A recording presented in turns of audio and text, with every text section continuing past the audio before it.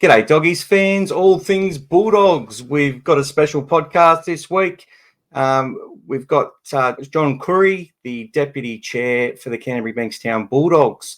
I've asked John to come on quite a while ago, so he's finally found some time to be able to get on. He's been a very busy man.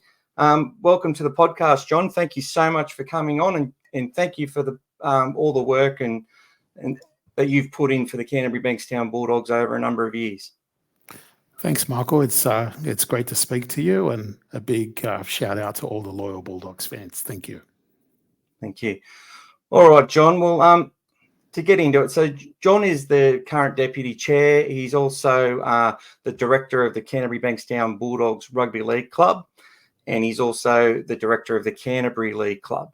So dual director, plus many other, achievements that he's had. But I suppose getting to know John, before we do that, can you tell me how you're feeling about the current season and where we're at the moment? Because I'm excited. Yeah, look, your excitement is very much the same as mine, and I think all directors at the Football and the League Club. At the end of the day, we are fans, and people might joke and say, "Oh, some of these directors are fans." Like any other football club board, if you're not a fan, you shouldn't be on the board. Yeah, so look, we're genuinely very excited with what's been achieved this year by the coach, the coaching staff, and the players. But what's really exciting is we're still on this journey, and we know that this is only the start of what's coming. Yeah, well, that's the whole thing. We've got to hold ourselves back a little bit. It's we're all seeing the partying in the streets and the drums and everybody. I went to the Yakka yesterday on the last day, and everyone's saying doggies, doggies. We're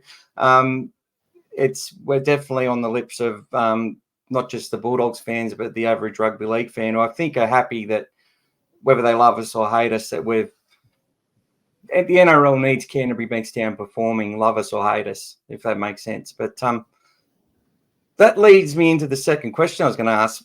Many of us fans do forget that you guys are actually supporters. Like there's all this, the board and the CEO and Gus, but you're actually supporters of the club and love the club, whether it's, and that's the same for the likes of Nick Politis and all those on the Roosters board and everywhere else. Tell me a bit about you and your family's journey as supporters of the club, and what's your greatest memory as a Doggies fan?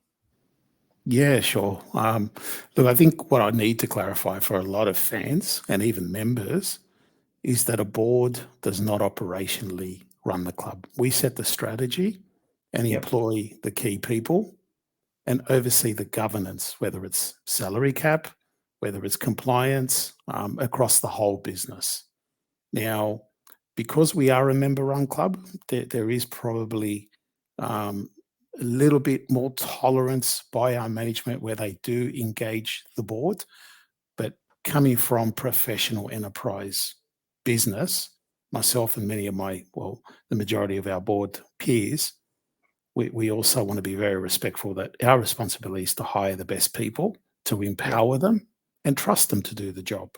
So I think it's really important that the fans understand that board members have jobs, they have families, and that they do the Bulldogs basically for love. And yes, it is a privilege, but we're basically volunteers doing this for the love of the club. So I hope that sort of makes sense to everybody. In terms of my journey, look, born in the early 70s, born at Canterbury Hospital, always lived in the local area. I watched the Bulldogs as a young kid when I was sort of 4 years old, probably watched them start to get excited and follow them in the 79 season when they were the entertainers. And remember watching that grand final against St. George where we were coming back and just ran out of time. And I'll admit I was a little kid. I cried at the time when we lost, but I loved that it represented my area. I loved the blue and white. I just loved the pure colours for me. White is snow, pure. Blue is the sky, and it just respects goodness. It represents goodness for me, and something that I'm really proud and resonates with me as a local boy. Played junior league, used to play for the Greenacre Grasshoppers back in the day. They're now known as the Greenacre Tigers. They're one of our 12 local junior league clubs. Then went over to the St John's Eagles, where the Mark, Gary, Graham Hughes played. Brian Batiste was my PE teacher in high school there. Oh, wow. And after playing there, I was a coach, and then had various committee roles. And then more recently, before I got on the board, my kids were at St Christopher's, where I was a team manager, a volunteer at the club.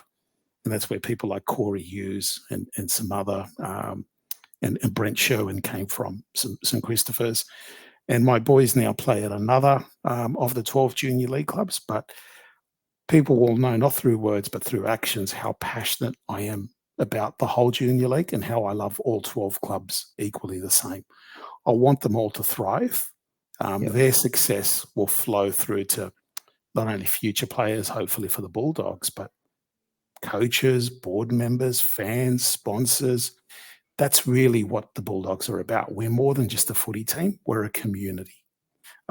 So in terms of my proudest moment, look, I got to say the 1980 grand final, it was just so special. I was still young. I was, I think, 8 or 9 years old. I remember I was sick on the day, but I was at home, and my dad had these blue and white balloons, and every time the entertainers would score, he'd pop a balloon for me. And then when we won, we jumped in his old Ford sedan. I think it was a 1974 model car, and we drove to Belmore, and that was my first taste of what I saw as the most passionate fans in the rugby league. Besides going to a few games to Belmore that year as well. And then from there, we were very lucky. We grew up in an era where we tasted a lot of success in the 80s, and even the 90s, and then obviously the 2004 grand final. I've always lived in the area. I remember the local Torch newspaper.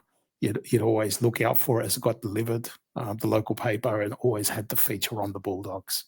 And I found the box in my archives, which has old newspapers during grand final weeks. They're a bit sort of worn out, these papers, but they're very dear to me, and I'm glad that I found them, and I'll keep them in better storage archives this time.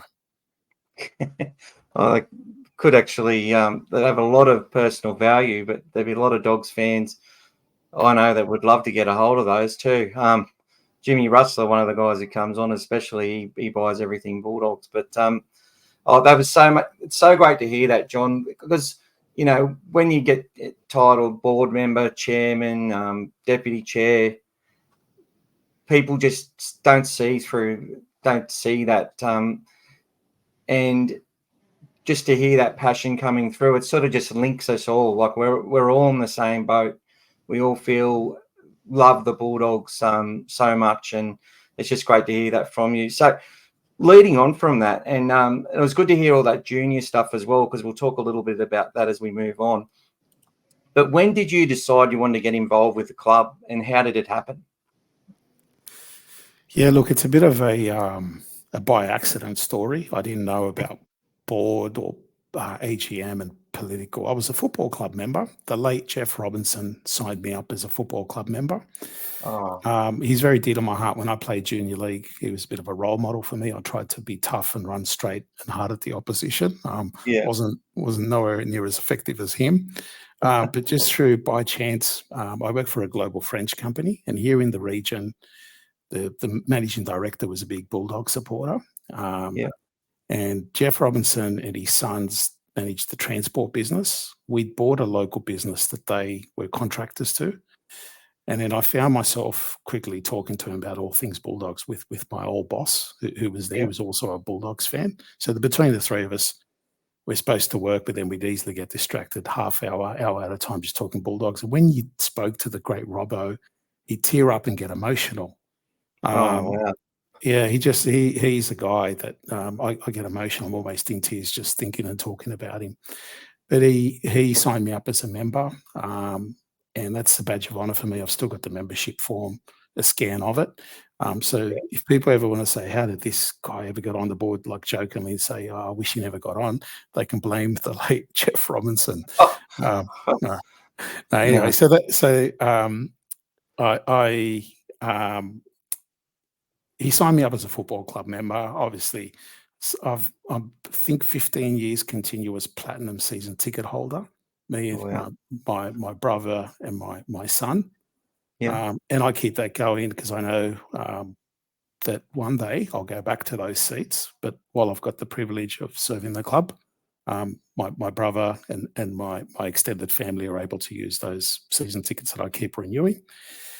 I really didn't know much about the politics. So I've got to be really respectful how I say this. Yeah. At the time, my boss, who I mentioned, that worked with Jeff Robinson, he was on a board at a local golf club. And on that golf club was the great Kevin Moore. I think they're still on the same Bankstown Golf Club together. And through some football club members and Kevin Moore, Lynn Anderson obviously had an interest in making a play for the board, and she wanted to meet lots of people to form, I guess, a ticket at the time. Yeah. She'd heard about my community local profile, and I'd come from business, and she extended an invite to have a coffee. So I met with her. I didn't really realize what I was getting into. Yeah. And because it was highly political, it was a bit scary, if I'm honest. And I found myself part of a campaign running for the board, and 6 of the 7 of us got on, with only the great Steve Mortimer remaining the incumbent from the ex-board.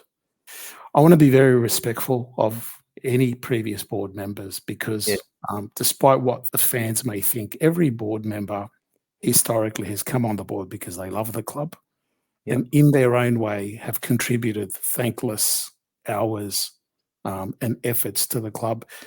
And whatever decisions were made, we will never really know unless we were there. There were reasons that happened. So, look, it's always hard when there's a winner and a loser. I've tried when I became chair to reach out to all groups and to try and reconcile, because at the end of the day, it's a club for all of us. It's a community club. It's no one's exclusive property. And I guess I can talk about there's a lot of highs, but some of the challenges and maybe regrets is that along the way you potentially lost some good friendships, which sadly can happen in these roles. Yeah. Well, so to answer the question, I ran on with Lynn Anderson, and I want to thank her for entrusting me at the time. And that's never ever lost on me. And we got elected and we got on. And like all things, you promise the world, but then you realise that there's no shortcuts to doing these roles. Exactly. And that's how it all started. I started off as a football club board member. Oh, thanks so much for sharing that. Obviously, as you was alluding to the fans, and then you got the media influence as well, and then you got the performances, and when things aren't going well, they're going south. All these things tend to get inflamed even more, and it's just nice to hear a little bit of some actual truth behind it. Look, going into that period, I guess, when you joined, because you've joined in probably one of the most toughest periods of our club, and when you talked about when you become a fan and that period, a lot of us, like I'm 47 years old, so I'm only a few years younger. That's what I just got so used to being the best side. So when we've gone through this demise, it's just something we weren't used to. We're used to maybe one bad year, and then we historically bounce back the next year. I guess what I want to find out is, in your words, with what you can elaborate on, where did the club lose its way, do you think? And what were some of the most important steps to rebuilding those foundations? So not just performances on the field, but the state of the club at the time, the sponsors and the junior pathways. It's a really good question. I think, to be fair, it's good to acknowledge that 2012, 2014, we were grand finalists, right? So there was a lot of good things that were happening. Yeah. If I'm truthful, I look at a football club more than just an NRL team, and I go back to it goes back to that you have to be true to your identity. Being a community club means we probably drifted away from staying in the schools, uh, investing in our junior league, and then, as importantly, if not more importantly, our pathways and development. Right. Yes. So Canterbury moved away from that, where they had a lot of successes until, I guess, the mid 2000s. Yeah. And then we tried to, I guess, recruit our way to premierships. And with the way the game is and the shortage of, I guess, quality players across the league, especially with cap and the influence of player managers, the only way you achieve real value and culture and loyalty is when you bring the kids up together. Ideally, you want to get as many from your junior league, and we do punch above our weight in terms of our relatively small junior league.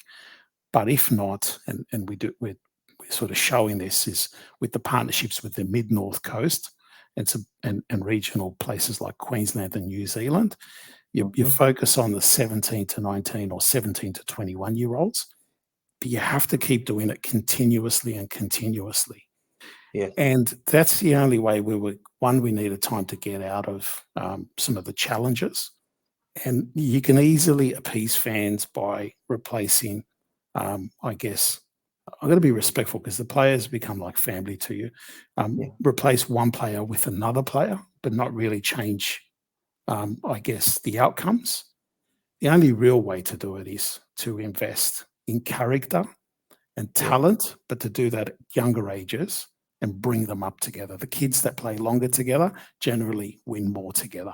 And that's 100%. proven by Penrith. It's proven by all the big clubs, even the Roosters, who don't really have a junior league, but they've invested in partnerships, but do it consistently and long-term and focus on those 17 to 21-year-olds. Yeah. So I've kind of answered what caused the issues, but then I've kind of started answering, I guess, why we're starting to see the first signs of success now or improvement. Yeah. No, I'm definitely happy with that. I guess that's with our juniors, and so we've got those pathways with the Greater Northern Tigers, the North Coast Bulldogs. Have we got any pathways in the Bundaberg area? Or No. is that look, there's a bit of a story to that. So historically, the club, like all NRL clubs, was encouraged to take one home game away regionally. And the history was that they either went to New Zealand, typically Wellington or Christchurch, or to Perth.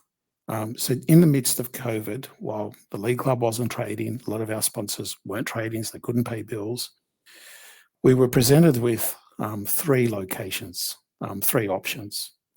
Queensland was the only state that was open, and then there was one in regional New South Wales. And Bundaberg was basically to play 2 years with third-year option. It's very attractive financially, and we were ticking off the box where we knew we had lots of members and fans in Queensland, like your good self, Michael.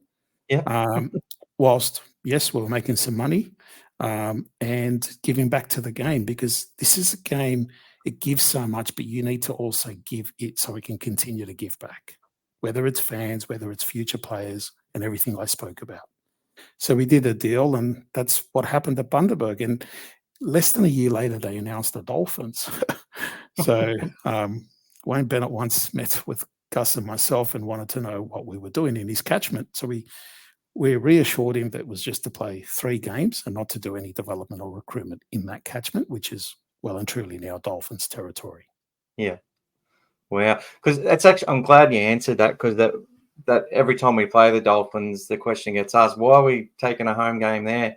And it's often been a horror road trip, because I think we played the Cowboys there first and then had to go to New Zealand, and the flights got delayed and then they couldn't train. And I remember we were in both those games for the first 50, 60 minutes, and then we're playing well, but then they blew out because the guys were fatigued. And the club copped a lot of criticism for that. So it was really good to hear that why we were there, and how it's about, we needed money because of COVID, but also it's about giving to the game and to the country fans, and we took one of the options that were available to us. So, yeah, great to hear about that.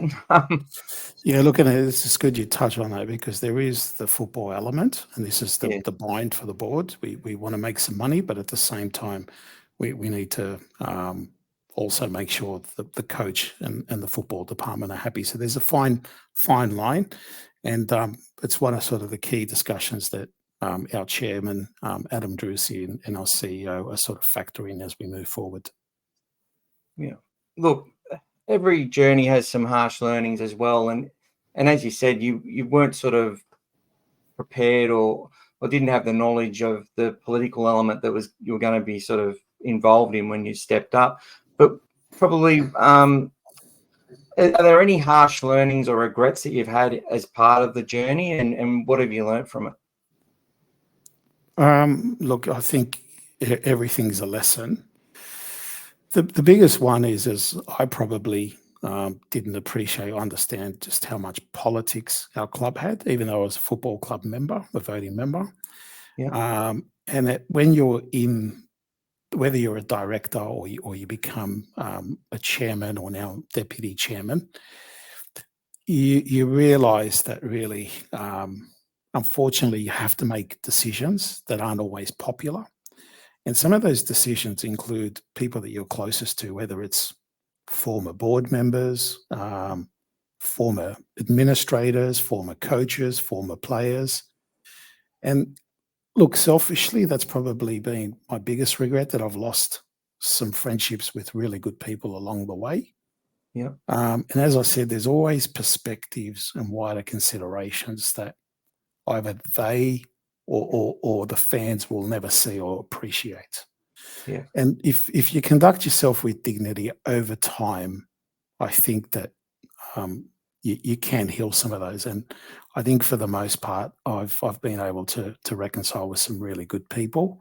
Not that I'm saying there's a big problem. Look, I think it's just the nature of football clubs and politics. Unfortunately, that's the reality of it. And people say, John, are you too nice? Yeah, look, probably I am. But that also shows that I've got empathy and care. But at the same time, I've had to make some calls where people would say maybe he's not so nice after all. Yeah, it's a hard one to answer, Michael. But if you love a club so much and you have the best interests of the club, there's ultimately times where, unfortunately, you have to make decisions and calls that impact your personal friendships and relationships. Well, totally get that. And I think the average person, any reasonable person would understand that as well, that's what you got to do. You know, sometimes you can't be a yes person to everyone. Sometimes you just have to do things in the best interest. It's like a real friend will tell you when you're going off the tracks, even though it might be difficult or it might be hard. I think it's very understandable what you said, and I really appreciate you going into that for us. So let's look at the rebuild and the current board. Our current board, there's a true mix there of both rugby league and business knowledge there. Some former greats on it, and we've had a number of greats on boards throughout the years. You mentioned my hero, Steve Mortimer. I met him at the first, I think it was whether it was the first team store at Bankstown or it was called the Athlete's Foot even. But they gave out the photo with Turvey holding the shield, and I got the grand final shirt. And my brother actually went to school with Chris and Peter. Steve was a year or two older, and Chris Mortimer was there handing me a football and all the gear and everything. I was about 8 or 9 years old, but Steve Mortimer was in the room, so I didn't care. All I cared about was Steve Mortimer at the time, and I suppose having these people on the board is really, it just seeing Smoke and Joe Thomas there and Peter Mortimer, two of the greats of the game. Peter, one of the greatest wingers we've ever had as well. And we've had some good ones.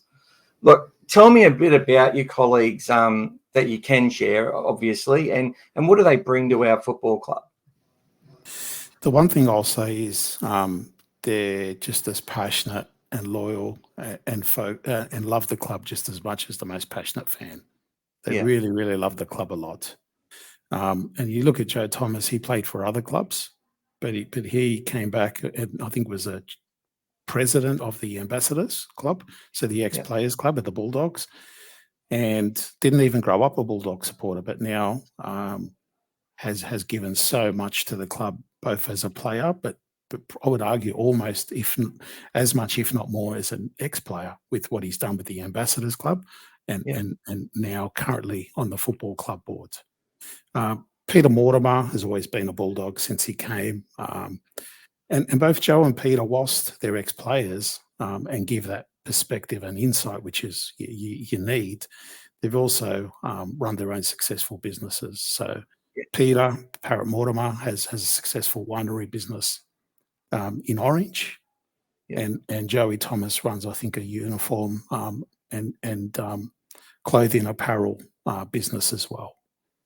So they came on the board. They were probably of the current group, the older group, not as old as me. I think they came on in early 2020, if I recall correctly, and were on the journey with me. And then there's other peers who are now both on the league club board, in Adrian Turner and Jim Koutsakakis.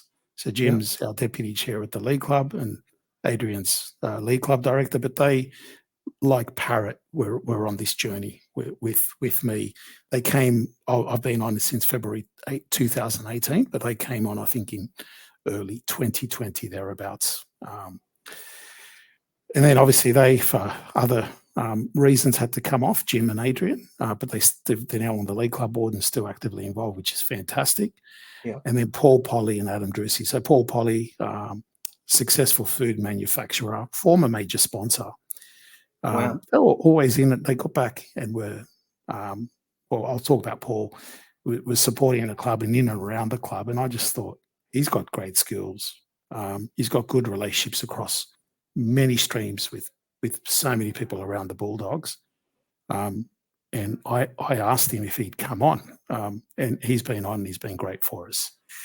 And then if I talk about our current chairman, I can't speak highly enough of him. It was actually a privilege to meet him. He's a global, he's a CEO and a founder of a global data analytics business.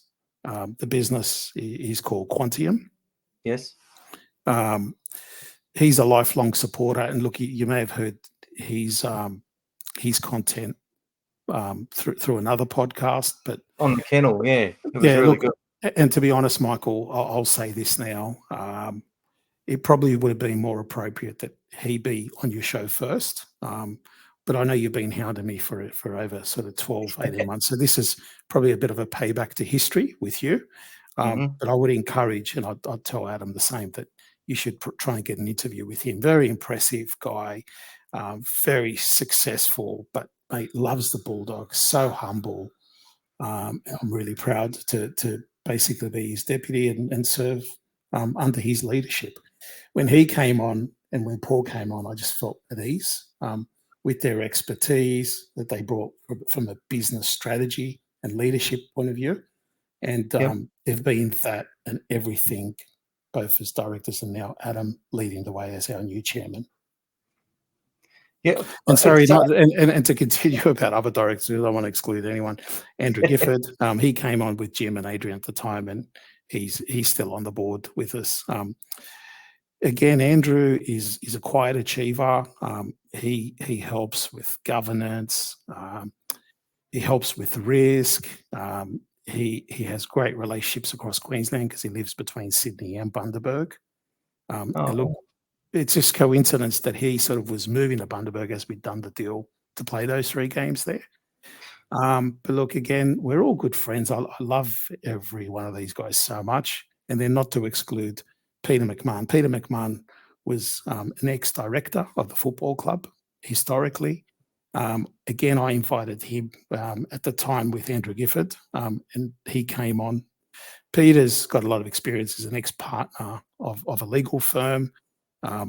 Again, long-term passionate fan and season ticket holder. and has experience, right? And he's a lawyer. So you look at you got business, you got legal, you got risk, you got governance, you got football, and a mix of ages and personalities. Like, we're quite diverse with our backgrounds, but one thing that brings us together is the unity and the love of the Blue and White Bulldogs. And look, one thing I will say, like all directors, but one thing that Adam's made it very clear, we're here to give back to the club, and he leads the way in leaps and bounds without anyone ever knowing how much he gives to this club. Yeah. And everyone should be reassured that the club's in very good hands. I'm proud that I've been able to hand over the reins to him, and I'm still contributing so much. But what he does and what he's doing for the club is very exciting for the future. Oh, John, it was just so refreshing to hear how you've spoken glowingly about Adam and the other board members. And I suppose with the media announcing that there was some coup happening, and it's just really refreshing to hear the truth on that. And I know the media is what it is, and we'll all be judged from, how we, conduct ourselves and that sort of stuff. But it's just really refreshing to hear that, mate. And I'm so glad you could elaborate on that. And it's so refreshing to hear, like, just how connected you all are and how you're all mates, and how you're all loving how we're going as much as us fans are. Just really appreciate that, mate. Yeah, no worries. But look, I think it's important to note that it's very natural and healthy to have robust conversations and not always totally agree on things.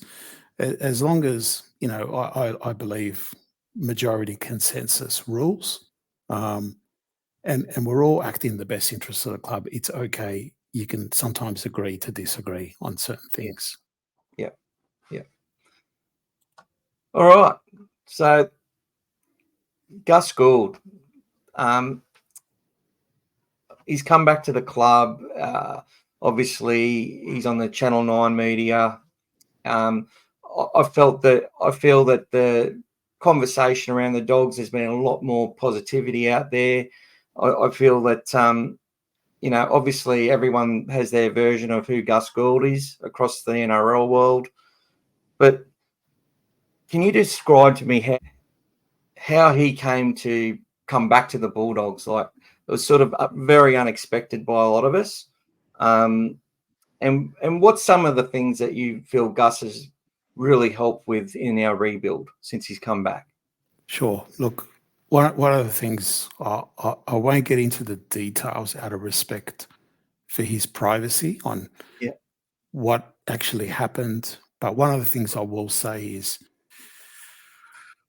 he's been the biggest marquee signing, certainly during my tenure as a chairman. I would argue in the last, forgive me, I don't mean to offend any administrator, coach or player, but in the last arguably 20 years for the Bulldogs. He has a resume that is basically comprehensive, complete across the game of rugby league. One of the smartest people I've ever met. I'm just talking rugby league. I'm talking, he could have been a lawyer, could have been anything. Gus is a really smart man. Yeah. But he knows the club. He played there. He coached there. And more importantly, he's achieved everything as a player, as a coach. And then since he's left the Bulldogs, whether it's at Penrith, the Roosters, so in other clubland, the Warriors, and of course the New South Wales Blues.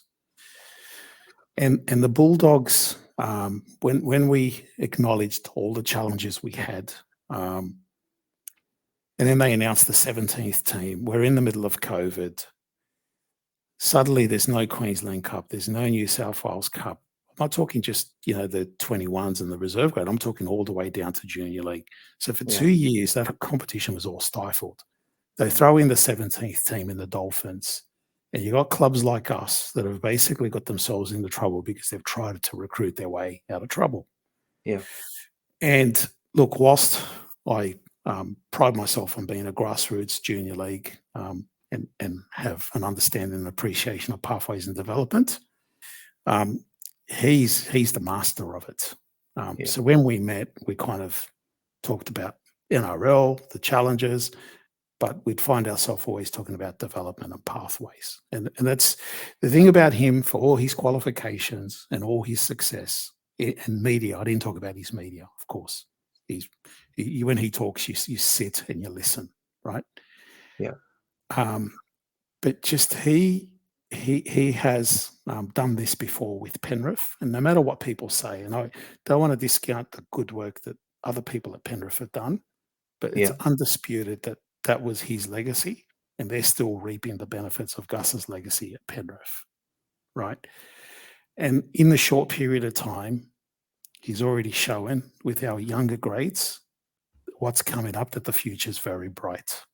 But his experience with negotiating with player managers, his experience with dealing with media, public, PR, I'll just say PR generally, dealing with key stakeholders, including football club members, supporting us with sponsors, helping us attract sponsors. Yeah. And then just the influence that he could attract marquee players, whether it's your Stephen Crichtons. And the other big marquee signings is our coach Cameron Serraldo, and of course Travis Touma, our head of strength and conditioning. Yes. And yes, we are a big club, but when you get people like Gus back into the fold, you show that you're starting to behave like a big club again. And he's leading the way with that. And I want to acknowledge that. Yeah, one of the things that I'm impressed with is that with all the talk and that, there's, Canterbury, it seems like we've got marquee players in our club, but we're not paying $1.5 million for anyone. Not that we actually know what the salaries are, because it doesn't seem like our club releases that information to the media, because they never know. But I don't know that. That's just my perception. We just hear what the media says. And it just seems like they have been so strong and resilient, sticking to what a player's value is to our salary cap and to our situation, to where we're going. What's your thoughts on that? Yeah, look, I think that's one of the things Gus was very big on. That you look at the successful clubs like Melbourne Storm, the cap value of their squad versus them being within the cap, that they were actually getting more value than what their cap was worth. And the way you do that is you bring the young kids up. I talked about that, investing in development. Yeah. And because you invest in them and you set a good culture and a good environment, not only for them, but for their families, you will very quickly shift and become a club of choice for these talented kids that want to stay and give back to the club that invested in them. But then when you do need to attract a quality leader like Stephen Crichton, you're able to do it. And the coach. And look, just on Gus, one of the things everyone sees, this smart, influential, powerful man. He is, absolutely. But he can be very funny. He can be very compassionate. And he does a lot of nice things that no one will ever know or hear of. Yeah. Well, just you see on X, people reach out to him, and I've heard stories as well. And he just gets on the phone. His contacts book must be the best in the game, because he's able to make stuff happen. And I'll thank you for that as well. I reached out to you for the help, to help a couple of people out that needed help, and you just acted straight away and got things done. So we just, these are the things people don't hear or talk about. Even there's I hate the Broncos, but Reece Walsh and one of the other guys were walking around feeding the homeless the other day because they had food left over from when they were out eating. We don't hear enough of those good stories that come out, and that's one of those things. But moving on, Cameron Serraldo, you were our second most important signing. Why is he the man supporters can trust? Yeah, sorry, I don't mean to say second most. I think he's one of the most important. One of the most. Yeah, absolutely. Yeah. Look, I will say, with the challenges of last year, and Gus spoke a lot about this, that he came on a year later than Gus had factored. He thought we'd settle some things, sort some things, and then bring him on into this year onwards, and he'd have something better to work with. But he was keen to come in, and I don't want to repeat what's already been said, because he's but you've heard it from Ciro and you've also heard it from Gus. But through last year, there was consistent messaging. He was always saying, John, we've set a winning program. Now we need to basically get the characters and the buy-in. And without talking about who's left and what's happened, I just want to say actions speak louder than words. And with him and Travis Toomer and the wonderful coaching staff that they've got, and which is flowing down to the lower grades, because they set the coaching standards, whilst we've got the wonderful Josh Jackson who's killing it with the under 21s. And he's got Josh Reynolds helping him.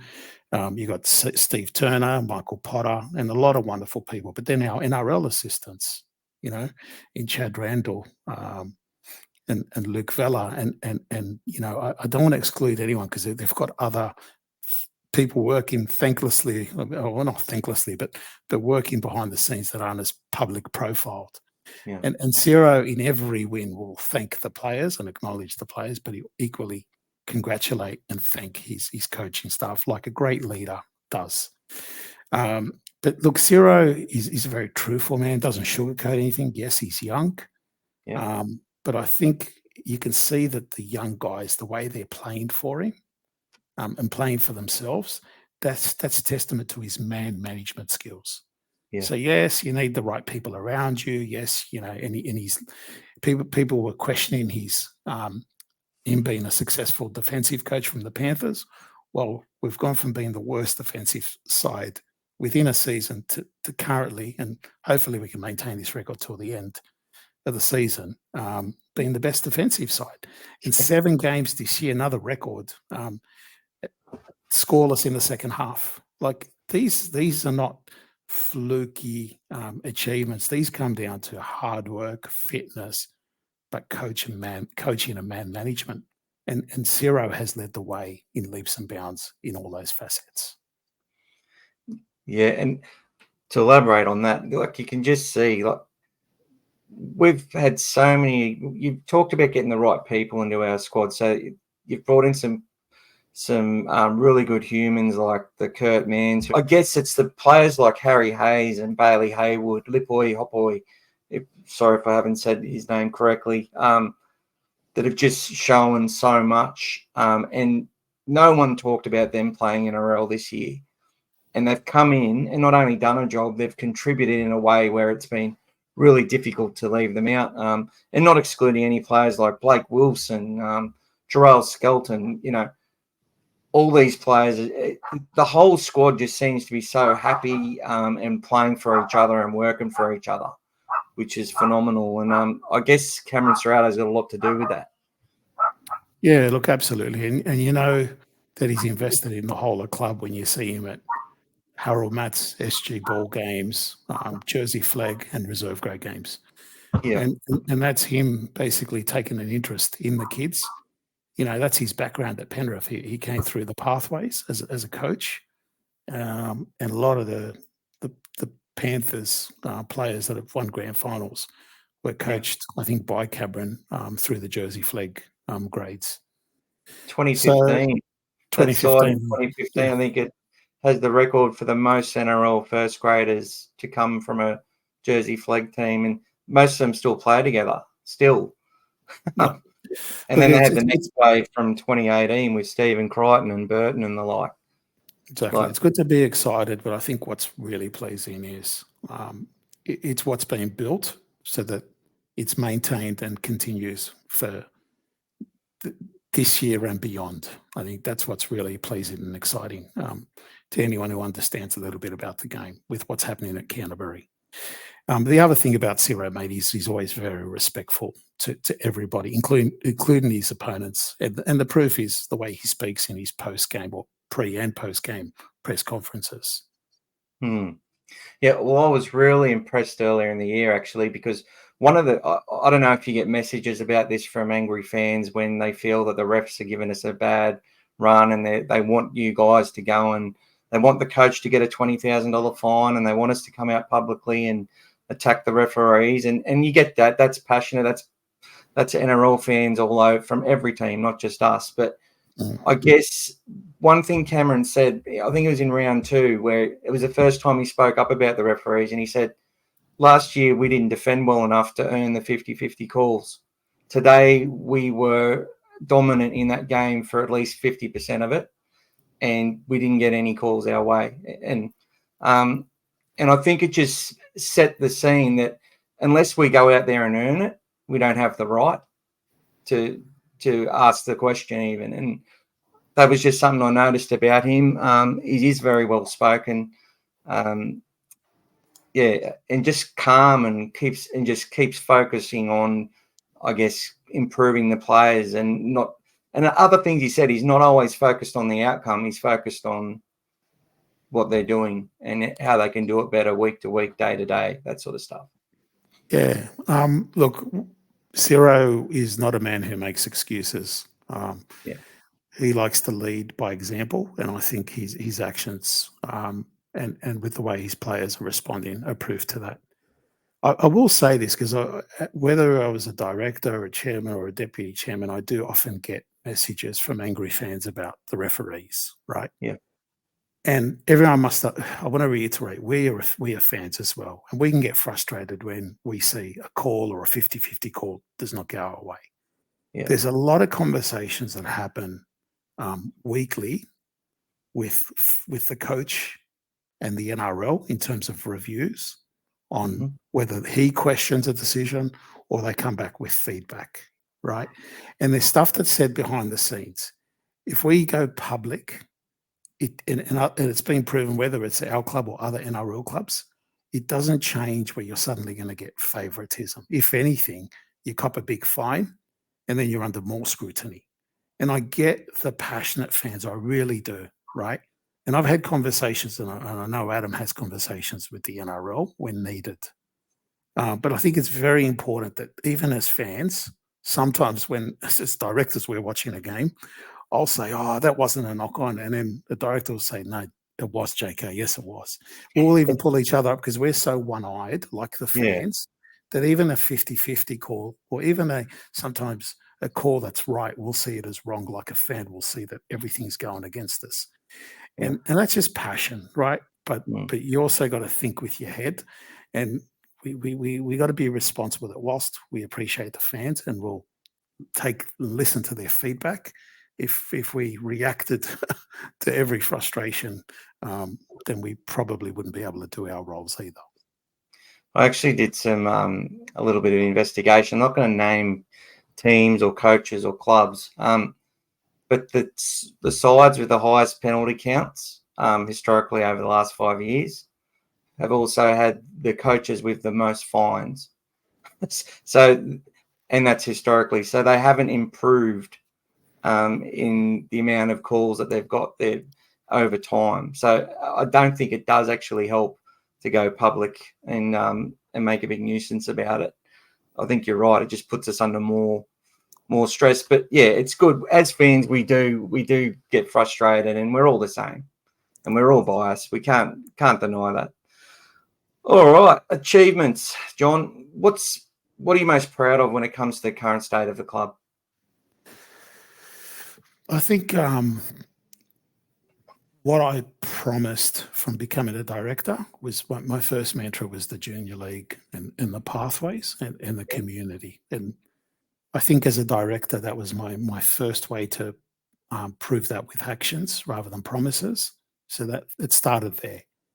Yeah. Then the big thing you say as a director is when you come on, you want to hand over the club in a better situation. So came on as a chair during COVID with basically minimal sponsorship. League club wasn't trading. We didn't know if we were going to have a game. There's no visits to schools. All our junior leagues closed down. Yeah. So just some of the things we did, we reset by setting the Bulldogs in business, a Bulldogs effectively business-to-business networking group, which gained some valuable sponsors or revenue by using our brand to keep people together. We used it during the lockdown to get into hospitals, even into schools with exemptions. And just the LGA, mate, it was militantly locked down. I live in the LGA. So I lived and very much experienced the brutality of the lockdown, the Canterbury Bankstown area. So I could relate to the local businesses, the local community, but because of my role, I was able to get out and visit some of these groups and feed and work through charities to help people. So feed the disadvantaged. Yeah. So look, I think there's many chapters to this, but then along the way, strengthening the club. Aaron Warburton, our CEO. I've talked about everyone, but I haven't talked about Aaron. Yeah. And I've got to thank him. He came in shortly after I took over as chair. The board at the time, we went through a process and we picked Aaron. And Aaron's a lovely guy, but Aaron's also achieved a lot with the board. So it's real teamwork. He's gone and employed the right management along the way, whether it's in media, digital, marketing, memberships. While Gus has done exactly the same in terms of everything, football and much more. So, but I love that the way I've brought people together, and then along the way being able to attract, Gus Gould, be a part of signing Cameron Ciraldo, and then my peers on the board, working with some legends, former legends of the club, whether they're past board members or current board members. And then obviously, and I'll say it, mate, that history will prove people like Adam Drucy, Paul Polly, along with all current directors, they're part of some great achievements, and that they're going to write some wonderful history. And hopefully I'll be fortunate enough to be a part of that future, as I've had the privilege of being part of some of this nice recent history. Oh, that's wonderful, mate. It's a bit of a tough question to say one thing when there's just so much, so much has happened, and that there has been a long journey to get there, from where we were to where we are, and ensuring that that's sustainable moving forward as well. I guess, well, touching on the junior pathways, I don't want you to, if you're able to name a couple of players that could be future NRL stars that we may not have heard of, ones that you've been watching when you go out there and watch the junior games and that sort of stuff. Yeah. Look, there's at least, I reckon, 12 names I could name off the cuff. Yeah. But out of respect for the younger kids, I'm not going to put that pressure on them. Yeah. And there's a lot that has to happen between, I guess, Harold Matt's SG Ball. Only a fraction of a percentage in all football clubs will go on and play NRL or be superstars in the NRL. That's how elite the competition is. 2%. Yeah, that's right. Look, from Harold Matts, yes, it's that. And then it gets less and less as you go up through the grades. And they're elite athletes, what they put their bodies through. So I talked about all the achievements. The other thing is to be able to convince and meet wonderful players and convince them to come to the club, or juniors to sign and stay with the club, right? So that's another thing that I'm very proud of. But if I can name two players for you, the one that I think the fans, was a couple of young forwards in the reserve grade. So like Jack Underhill and Jack Todd. So Jack Todd, everyone's heard a lot about him. He's from the Greater Northern region. We signed him, I think, back in 2019. And he's come through the grades. Lovely family. He's a real tradesman. And he was probably going to debut before Harry Hayes and Lipoy. Wow. But they're killing it. We're so proud of them. Yeah. But he broke a hand, then he recovered, and then he broke the other hand more seriously. So sadly, we'll probably have to wait till next year to see him debut. But it's just a matter of time. He's someone I'm pretty excited about. Yeah. And then again, only because there's been so much publicity around a local junior, Mitchell Woods. Yeah. Young, talented halfback. Played as junior from St Christopher's. Wonderful family. And Gus has done a great job with the way he's managed the relationship with the family, with the father, with the mother. He was in the Swans Academy. Australian Rugby was chasing him, private school student. But look, he again, local junior league, captain of the Harold Mats, wins the grand final, plays in the SG Ball grand final this year. New South Wales rep player already and loves the Bulldogs. There's been some quotes from him as late as I think yesterday, the day before. He's just turned 18 in July. Wow. And we're not going to rush him. It's really important that you really bring these kids up properly, so you don't burn them. You got to make sure they're ready for it. But I know the club's investing in him; they won't hold him back. And he's got some great mentors at the club that he'll learn from. Starting with Toby Sexton and Andrew Hutchison. But those two names, I could probably speak about them without getting into any trouble. Look, I watch a fair bit of Pathways. There's others I'm quietly excited about. Like I'll probably mention Jordan Mazzoni as well, another junior from the Moorebank Rams. He's a winger. He's been playing Jersey Flag 21s, but he's been playing reserve grade. And if people watch him, he'll usually, it's not uncommon for him to score 2 or 3 tries in a game. He's got a lot of speed. Yeah, he's got a lot of speed. He's a great kid, and he's a local junior, so I'm a little bit biased. I'm cheering for him. but I love him. John, I'll ask you this quickly. There's a lot of fanfare about the fastest man in league and that, and obviously the Fox had a football in his arm yesterday, and he wasn't ready. But and he's still, down on a bit of fitness from his hamstring. But could Jordy Mazzoni represent the ball? If we were to make the grand final, and I don't want to get too far ahead of myself, but just say the Fox couldn't run, would Jordy Mazzoni represent us? And he's that fast, isn't he? Like, it's not an illusion. He looks like he's running as fast as the fastest players in the game. Yeah, he's definitely, I'd say in the lower grades, he's one of the fastest.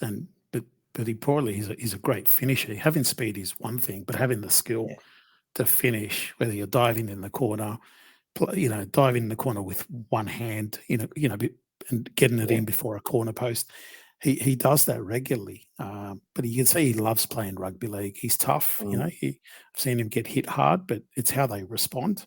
Again, he's still young. He's still finding his way, but he's one of the many kids that I'm excited about. There's others. There's so many of them now. That was one thing I saw the other day. Our entire bench were local juniors, and that's been that way for a little while now. Yeah, Bailey Haywood, St George Dragons, Lipoi, Hopaway, St George Dragons at Clempton Park, which is one of our 12 clubs. Yep. And then you've got Kurt Moran, Moorebank Rams. Harry Hayes played a bit of junior. He's from, I think, Central Coast originally. And then you've got some of these young kids that we spoke about, like Jordan Mazzoni, who's Moorebank Rams as well, and there's other young talented kids coming through, right? And we don't want to put pressure on them. We're cheering for them, but we also want to acknowledge that there's a lot of competition for positions, which is a good problem for our club to have now. And that means we're going to lose some of them too, because there's some top 30s that are going to want a player as a backup as the next sort of man up, where when we're doing well and we're successful, you're going to have a pathway which is going to have a bottleneck in it, and our club's not going to be able to keep those players. This is the thing that people don't appreciate about Gus. He respects the code so much, and he's big about development. It not only will hopefully give you your club success, being the Bulldogs, our club, but what it does is it gives talent back to the competition. You need the competition to be healthy. And then you look at, the introduction of the 18th, 19th, and ultimately our 20th team. You need clubs like Canterbury and Penrith. You need more. This is where the NRL, I would encourage them to be making it almost mandatory that every NRL club has to be investing in development. And look, I don't want to be disrespectful to any of the other 17 or the other 16 clubs. Some of them are doing it. I'm probably more, how can I say, siloed and focused on the Bulldogs. So I don't want to disrespect anyone. I just hope that more clubs invest a lot more in pathways and development, because it's just going to produce more quality footballers for the wider competition. Yeah. Well, I've put together a thing, but with conferences and then everyone having an allocation, and I think the NRL needs to put some sort of pressure or have a sort of a framework where all clubs are contributing and giving back, because the talent's out there. If you just got to go find it and develop it. And we remember Peter Moore. That's what he was renowned for, is finding talent everywhere and anywhere. And it's great to see the club sort of getting back to that now. We're just seeing we've got the partnership with Auckland now. I think that's where Sean Johnson went to high school, from that same school. I think we've got, the Northern Rivers. There's some other players like Eli Clark and Logan Spinks. I think they're from that area as well. Would I be correct in saying that? They're definitely regional kids, yes, but have been in our system for a while. So they're true bull. They'll be, when they come up to NRL, they're in the Bulldogs. They're real Bulldog players, and they've had that cohesion together and connectivity, so they know all their attributes, and it's going to make things flow. It's been remarkable, considering that our team actually has one of the top 2 youngest rosters, but also have played the least amount of games together. That's coming through the system. To do what they've done this year just bucks the trend so much, because that's one thing that I really look at. It comes back to the coach, his staff, the character of the boys. That's not to be underestimated. And of course, strength conditioning, but the mental toughness of these boys. And because they're young, they'll continue to play together. They'll have more pre-seasons together. And it just really gives you a lot of optimism that the future is going to be bright. But not discounting that we've got a lot of other clubs that are doing this, trying to do this, and it's going to be tough competition. That's why any edge, you have got to do this, and you've got to do it continuously and keep tweaking and improving where possible. Yeah, it's a really close competition, and you're seeing that. You just know there's some teams that are going to come up, and it's just going to be more and more cutthroat. But that's great. That's great for the game. It's great for all fans, and it's good to go into a game knowing that both teams have a good chance of winning it. I guess that's the ultimate goal, and that's what's going to continue to drive the game forward. We'll talk a little bit about supporter and fan engagement, not to hold you up too much longer, John, because I really appreciate your time. We've got a unique relationship with our club, and that's been sort of, reflected in your comments tonight. Our club's obviously not for everyone, and we all share a similar bond. When I see another Bulldogs fan in the street, there's a connection there. When it comes to Dogs fans and how you engage with them, how do you see that evolving in the future? This is a really good question, Michael. So again, I've received criticism, whether it's from football club members, even staff management, even peers on the board, saying, JK, why do you engage with so many people? And I just think, look, the Bulldogs, you got to look at its strengths. It's a community club. In essence, you can be elected or deposed on a board through popularity. And without being political, I just felt that while they were long suffering, and while the club came from all this instability, I needed to roll the sleeves up and just basically take them on the journey. So tell them what this journey was, within reason, obviously, without breaching confidentiality or sharing too much details. And I feel like the sensible rank and file, it's really resonated really well, and it's helped us achieve stability. But sadly, along the way, I think, some boundaries are being crossed where people's characters, whether it's myself, some of the board members, and their personal lives with families have been breached. And look, again, even for some of our family members, they've probably responded to stuff that they shouldn't have. And it's just because it's so hard hitting. It's such a unique club where the fans can basically stabilize or destabilize this club. Now, it's not best practice, our constitution. We acknowledge it, but again, we're working through that respectfully and carefully, because we want to also earned the right that whilst we've achieved a lot, we're still on this early journey. Yeah. But look, if I'm truthful, I think there needs to be a bit of an awareness from sensible fans and members toward their peers in the fan base and in the membership base, where you're not an administrator.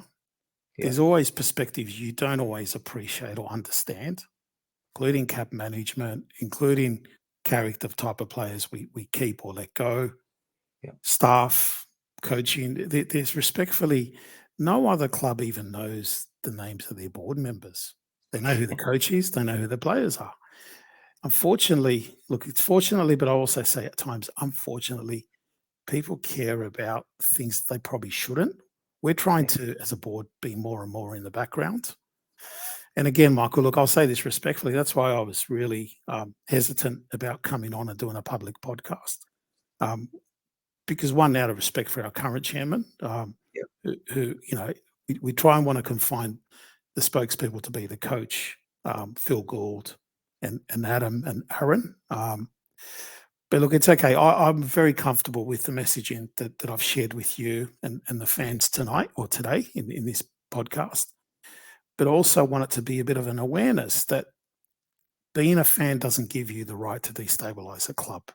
And you look at the more successful clubs, and sorry, I'm sort of dragging this out a bit.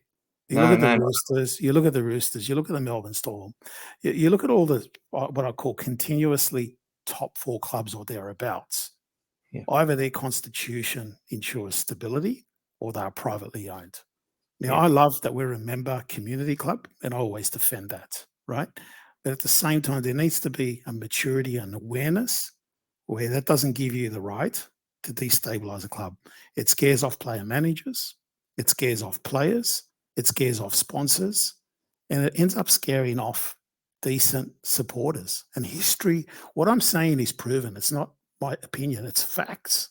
Yeah. So if things don't go off, it doesn't give you the right to go create a video message where you're abusing board, staff, players. Be frustrated with results. Yes, ultimately we're accountable to results, but there's a fine line in being a fan versus thinking that you can destabilize a club. Yeah, I totally agree with that. Yeah, it's that's one of the things with our club. It can be, we are, as you've pretty much summed it all up, and I 100% agree.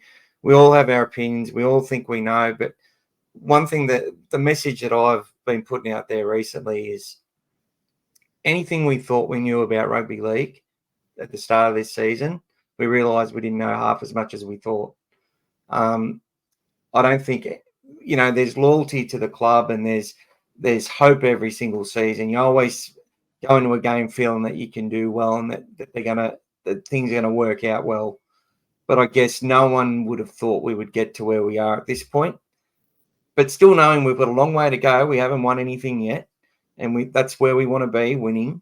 That's what people love. They love to win and have a great Bulldogs week like we've been having for 9 out of the last 11 weeks, which has been fantastic. Yeah, and this is what I've been sort of giving that message to content creators and such, that we need to be supportive, and supporting people is supporting them when they're not doing well. And I think the Bulldog fan base are awakening in that. I think there's people starting to realise that they may have been a bit too quick to jump the gun. And hopefully they do learn and get the message as time goes on, because, I would love to see a more stability in our constitution, whether it's a longer period for the incumbent board before they are voted on or whatever that is. But as you were saying, the proof's got to be in the pudding for the fans before you can even look at that. So once you establish that, once those structures are in place, once everything's sustainable, and the trajectory is up over a sustained period, then you can look at that sort of stuff. That's what I sort of took out of that. Sorry, Michael, and just on that, I talked about everyone that scares off, but equally, you've got wonderful people in the building, not just the players and the coaching staff, But your CEO, his management, his staff, the people that run the club, and they need the stability just as much as everyone else. Yeah, 100%. Because that's what I mean. Like, yeah, you've seen how passionate it gets. You've experienced it firsthand. I'm sort of looking from the outside in, but let's talking about myself and other supporter sites. As you know, we run fan groups, and everyone's trying to do the best job they can with that. And I loved how you rewarded, a lot of the content creators for the King's birthday match. Is that something? I guess. Does the club see it? Just on that, just to be Yeah. fair, I'm not going to steal Adam Drews's thunder. Yeah. He purchased a suite at a I think a fundraiser with his own personal money, Wow. and he generously donated that suite. It was one home game, personally to reward positive content creators. Right. It wasn't paid by the club. It was paid by Adam personally, and I think he deserves the personal accolades for that. Well, I'll make sure that is 100% the message that's translated from that. That was directly from Adam as a thank you for the, pushing forward the positivity and getting behind the club. With the supporter side, so look, the Dogs have come a long way I feel, in the social media space. I find that I'm downloading and sharing a lot more things directly from the club, which is great as they come to hand. Do you see that evolving to a point where the club actually owns the entire space and becomes a single source of truth? Like, even I've seen through Western Suburbs have a dedicated, history sort of website and stuff like that, focusing on all the birthdays, the legends, and that sort of thing. Do you see the club evolving in that space in the future? Because there could be, potential to make more, have different types of membership through the digital side of things. And yes, it's a good thing. So look, I want to say this. There's a lot of confusion on social media about some pages that use the word official. There's only one official Bulldogs website, bulldogs.com.au. And then we've got one Instagram official club page. So fan pages are not official pages, with all my love and respect to them. Yeah. There's one Facebook, one TikTok, and you can find them through the main website, the links to all these sites, right? There's one Instagram, one Facebook, one TikTok, one LinkedIn, and one website. Anything else is done by passionate, and I say this with utmost respect, they're controlled, the content, they're run by fans, which we greatly respect and appreciate, but they're not official Bulldogs club pages. In terms of what you're talking about, it's, I guess, it's a journey of digitization. And if you look at our e-commerce website, Aaron and his staff, his management, they're really leading a journey, a path to more digitization, whether it's through e-commerce, marketing, sponsorship. And there was some sort of sneak peeks of that. And I don't want to say anything out of school here, but just watch this space. There's some exciting developments for next year and beyond. Wonderful. But I'll let Aaron provide that in his future updates. No worries. Well, look, let's talk about, we're almost finished, John, and I, once again, thank you so much. But what do you expect from the team over the next few weeks leading into the semi-finals that we've actually qualified for, which is, I'm still so wrapped about, 32 points there.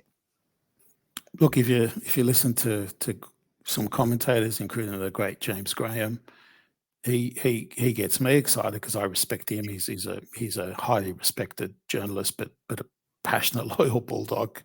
Believe it or not, he's fantastic, and he thinks our attack can improve. I think what I love and what I'm expecting is that the effort and the togetherness and competing is going to be sustained all the way through.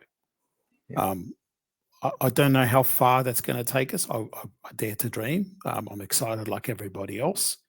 Yeah.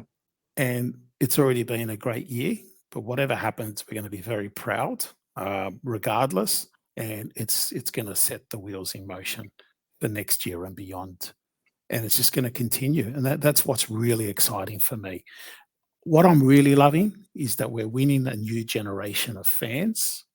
And those fans one day could be players, they could develop into sponsors, they could develop into anything that supports this club, whether they're volunteers at junior league, but they're rugby league fans, they're Bulldog supporters. And, when you see the great Stephen Crichton do his player appearance at the league club and you see lines basically almost a kilometre long in a licensed club that sneaks around the whole way through to the car park. And he's there patiently signing every kid's autograph, as was Matt Burton last week and Reid Marnie. Yeah. That's what's got me excited when you see mums, dads with young kids patiently lined up waiting to meet their heroes.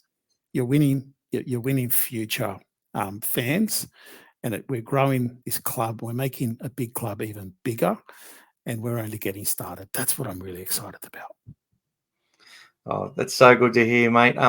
The other thing I wanted to thank the club for was lead that initiative with getting the young kids registered and helping them pay for their fees. And I think other clubs have now come on board with that after we led the way. So that's just such a big thing with the current state of play in the economy, and obviously there'll be many locals doing it really tough. So to have kids playing rugby league is just amazing. A big call out and appreciation to our league club board and management, our CEO Greg Pickering there. Yeah. Again, they run a very good commercial operation, but they're very supportive, not only the NRL club, the Bulldogs Football Club, but do so much for local communities, which extends and subsidises our junior league. Already was, but now we're subsidising registrations on top. So, and that includes the local Canterbury Referees Association. Oh, so wow. Some of the NRL referees have come through that system. And, I know we talk about referees, but I'm a proud patron of the Canterbury Referees Association. Hopefully we can get that association to produce some quality future NRL referees. All right, John.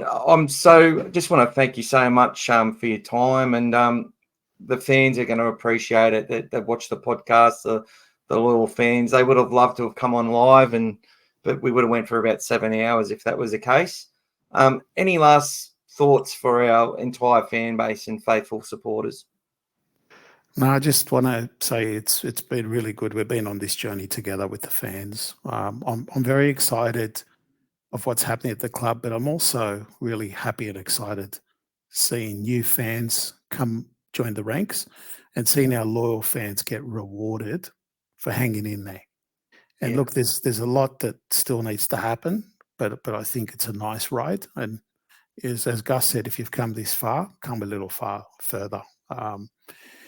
We're in this together, but at the same time, please, we ask that everyone continue to support us, and we'll ride the good times together. Thank you very much. All right. Thank you so much, John. That was John Khoury, everyone. He's come on. He said hello. Much appreciated for your time, and just good luck with the rest of this season, John.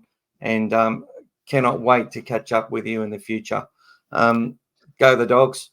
Go the Dogs. Thanks, Michael. All the best, everyone. Thanks, everyone. Chat soon.